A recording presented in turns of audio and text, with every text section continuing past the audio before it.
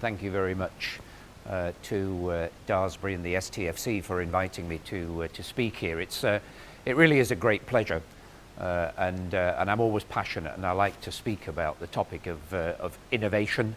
Why is that? Well, one reason is that the Northwest Business Leadership Team, there's quite a few of us in the audience here today, and we are the partners of this conference. We're passionate about innovation as a key driver of wealth creation in the Northwest. It's one of our priorities that you see on this chart here. The second reason is that at Siemens, innovation is absolutely our lifeblood, and I'll talk just a little bit about that. But then I will spend most of my time just talking about the even more important reason, and that is that I think if we're really going to fix the ills of our British economy, which has got quite a few areas where we need a bit of an accelerator, then one of the key areas is absolutely innovation. So just talking about Siemens very quickly. If you reflect back on our history of 170 years, and you say, why is it that we've been around for 170 years and successfully so, and we're very proud of that, then the answer is innovation.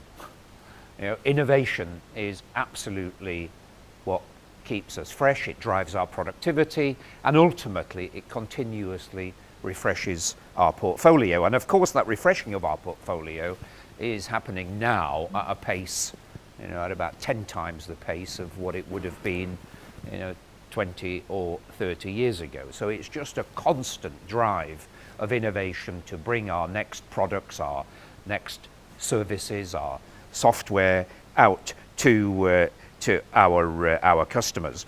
In terms of the two key disruptions that are happening to us, and by the way, in Siemens we always see disruption as a great thing, and we're always, at least we like to think, and we don't always get it right, but we certainly focus on disrupting ourselves rather than being disrupted and being the disruptors or being part of the disruption, because of course these days it isn't one party that disrupts, it is always ecosystems, it is groups of people together, groups like in this room here, who are going to drive the next waves of disruption. And we like to be at the front end of that. And the two key disruption areas that are happening to us is, one, it's the move from the low carbon economy, to the high carbon economy to the low carbon economy. If you just briefly think about our business, actually it was very much founded on, generators, dynamos, building power stations, fossil fuel power stations. That's where a lot of our business has been, and of course to some extent still is. But we're transitioning very much from that sort of business into wind turbines. But as important as the big stuff that we all hear about, like wind turbines, actually it's things like distributed energy systems, it's within that energy storage, it's the software platforms that need to go around that to manage demand and supply side of energy, and all of that requires a huge amount of innovation. So that's one of the disruptions. And the other massive disruption, which is the one I'll talk about a little bit more, is digitalization, and it's the digitalization of everything. So this is the industrial internet of things, big data, it's robotics, it's additive manufacturing, it's virtual reality, augmented reality, and it's the application of all of that within all of our technology fields, whether that's automating manufacturing, whether it's in the future of transport and mobility, etc., etc. And these are huge fields. And so as you can imagine, the level of research and innovation that we're ploughing into these fields is going up. So for the last few years, we've been seeing our R&D spend going up, which is not easy because, we all know the world economy and the world, it's a bit up and down. It's a bit up at the moment, but you don't know where it's going to be in the future. So in that sort of an environment, to have the confidence to invest more of your money and resources in R&D is not an easy thing, but we absolutely stay true to it. And I'm pleased that we do a lot of that here in the UK. We have about 100 live, active, collaborative R&D projects happening here in the UK in places like Catapults, in universities, of course. We'd like to do a little bit more here. We have done some work here with the high performance computing and simulation activities, and we'd like to do more here. And I think there's certainly more opportunity for more people to engage here in that whole area of sort of high performance computing, AI, machine learning, and all of that sort of good stuff. Now, so that's a little bit about Siemens, but let me get on to the more important bit. Which is the British economy, and it just seems so blindingly obvious to me, and I guess to most of us in this audience, because we're here to talk about innovation, that we are the believers that innovation is ultimately got to be at the heart of fixing some of the things which are troubling the British economy. And what's troubling the British economy? It's productivity.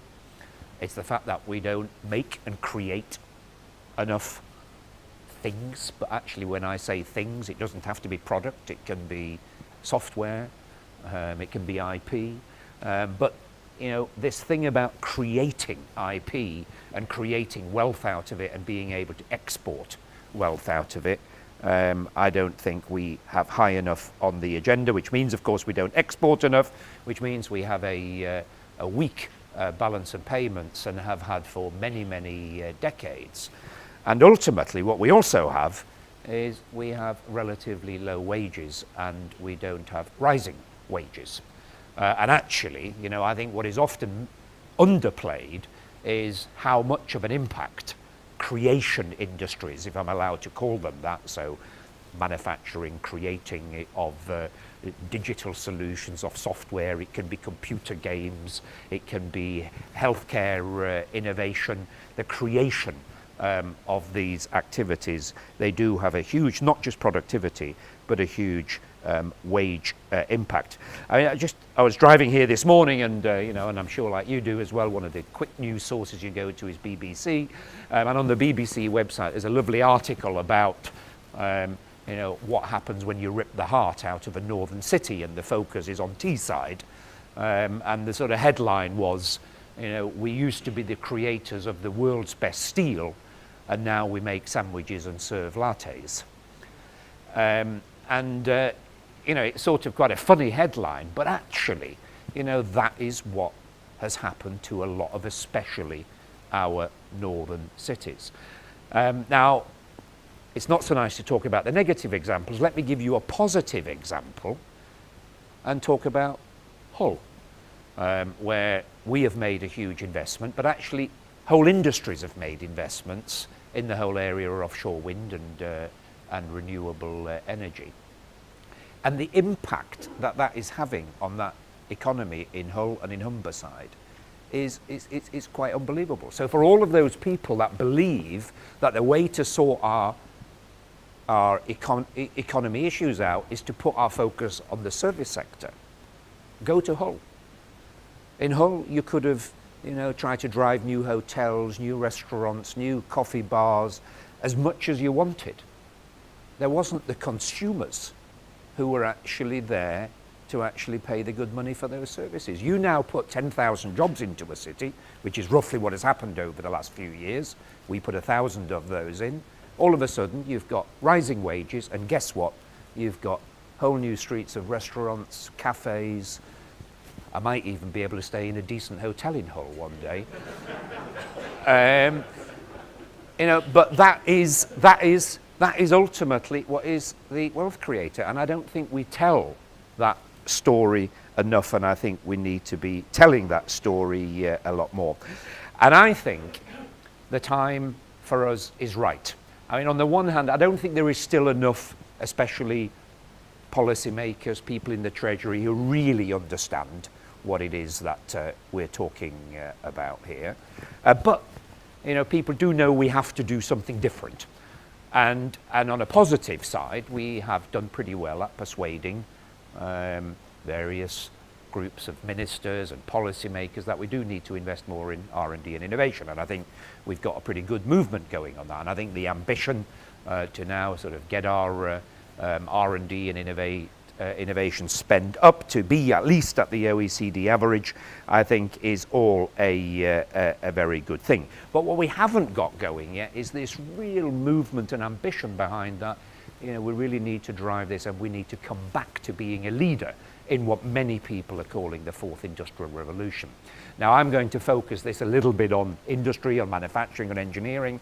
You know, that's my home turf. But actually, this whole thing applies, and I know there's quite a few of you here in health innovation, in life sciences, you know, the whole thing in terms of data, Internet of Things. This revolution applies across pretty much all sectors. That is why I was very delighted when Greg Clark, the Secretary of State of Bays, asked me to lead a review on, you know, how can we become a leader in this fourth industrial revolution, and that is what we then have termed Made Smarter. So Made Smarter has become the name for the movement, really, we're trying to create about making Britain a better place in this fourth industrial revolution. If you're interested in it and you haven't seen it, just go to madesmarter.uk and you can find the review there. Health warning, it's quite a heavy read. Now, but I'll summarize it to you very quickly. And basically what we said, and like I say, I'm going to focus here on manufacturing and engineering, but the same pretty much applies to whether you're driving innovation in this sector or you're doing it in the transport sector or in the health innovation sector. And the key areas that we focused on was, well, the first is pretty obvious, and that is what we're here about, and that is we've just got to innovate more. And we've got to drive more of the innovations that actually sit behind, that will drive ultimately this fourth industrial revolution. In other words, the robotics, about the industrial Internet of Things and all of that. In our research, what we found is that where probably the UK needs to put more of its effort is actually in the integration of a lot of these technologies. It is probably unlikely that we in the UK will become a nation of robotics OEMs. You know, that place is taken by quite a few OEMs that are sitting in Europe, in China, in Japan, etc., etc. But there is a massive opportunity in terms of the integration of robotics and cobotic, collaborative robot systems into manufacturing. And as I say, it could of course also be into health, life sciences, or many applications. So it's to put a lot more focus on the integration and on the application of these types of what we are calling industrial digital technologies. And I think when you look around the UK, when you look around what's happening here, when you look around what's happening in our catapult centres, when you look what's happening in our universities, there is some brilliant stuff going on. The issue is what we often don't do is we don't join it up enough and we don't scale it enough. And then, you know, when companies like Siemens or other companies, you know, say, where do we want to get involved in this sort of stuff, you know, and you say, well, we could do something that's really brilliant here in Daresbury or over there, you know, and then you've also got the opportunity to do something, you know, where there's sort of 100 million going into a robotics activity in the USA or in China. You know, you often tend to get a little bit dazzled by what's available to you in those countries, and you don't end up doing it here. And so there is excellence here, which is why we do 100 collaborative research projects. But, you know, we'd like to see more scale. And the better way to get that scale is to connect things up better, and also to focus on a few key areas, because we probably can't be world expert in all of those things. So that's research. Now, the second thing is about the adoption of these technologies. And this, to me, is the bigger weakness that we've got. So actually, we're pretty good at the research. And we do really, really great things. As I said, we need to scale it more, etc. But when we get into the adoption and the commercialization, we are particularly weak. And what's been interesting when we were doing our Made Smarter review and we were having all of our conversations with government, etc., and by the way, we are still working to get it into a formal sector deal as part of the industrial strategy. The reason why we're struggling to do that is because we're struggling to find where we can get the support, the money, the mechanisms to actually create support mechanisms, especially for small to medium-sized companies to be able to engage to better adopt these technologies. And we do this much, much worse than when you look at Japan, USA, China, but actually even when you go to Poland or when you go to the Czech Republic, it's amazing what you'll see in terms of helping small to medium-sized companies being able to scale up their technology. So that's an area we're pushing on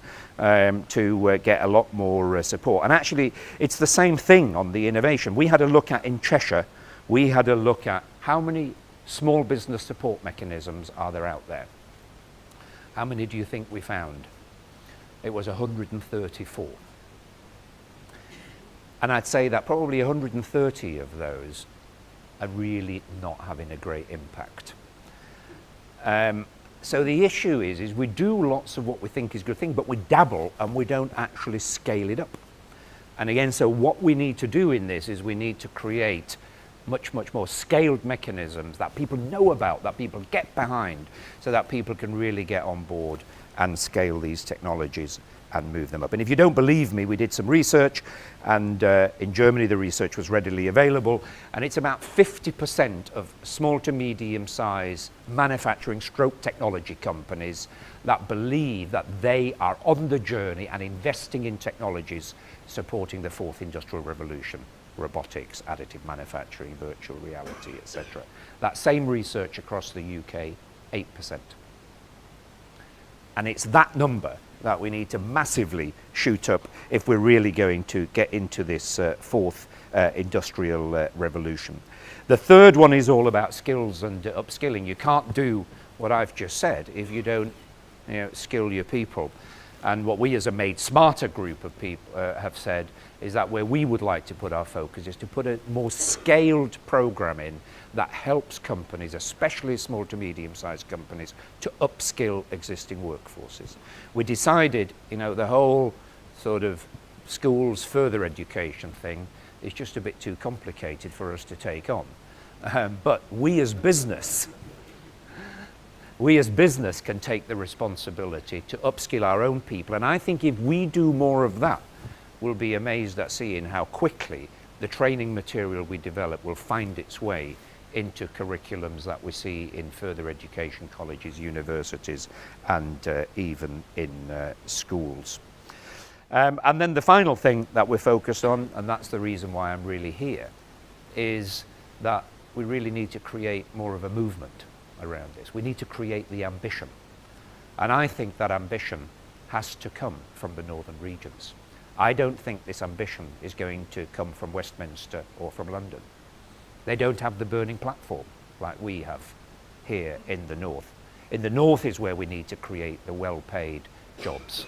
And therefore, I think we as a community here in the northwest and other communities in the north and indeed in the Midlands, we need to be the people that are really getting behind this and become the champions and the leaders of creating this innovation revolution that will drive the fourth industrial revolution. And I do think we have a bit of an issue here. We have this sort of, we talk at each other over the fence, so in the north, we're all waiting for money from Westminster, and in Westminster they're all saying, well, you need to organise yourselves and devolve yourself, and, and you need to show the leadership. And the truth is both is true. And I think we do need to show more leadership as business, working together with academia and the innovators, and together, we then work with Westminster and to say, this is what we need to do. We're prepared to invest and help ourselves as industry. We have some mechanisms to invest from institutions like this here. And of course, as we start to show success, it'll be amazing how much suddenly Westminster will start looking at it and will be wanting to ride on the back of it and claim that it was all their good idea. And of course, that'll be absolutely perfect. So why don't we help create that scenario? And I think that would be my leaving remark and request, really, that let's use this conference as a bit of a catalyst to get us all behind this innovation revolution as a key creator of creating better skills, better productivity, more making and creating and ultimately helping our economy prosper. Thank you very much. I am about in the break. Thank you. Thank you very much.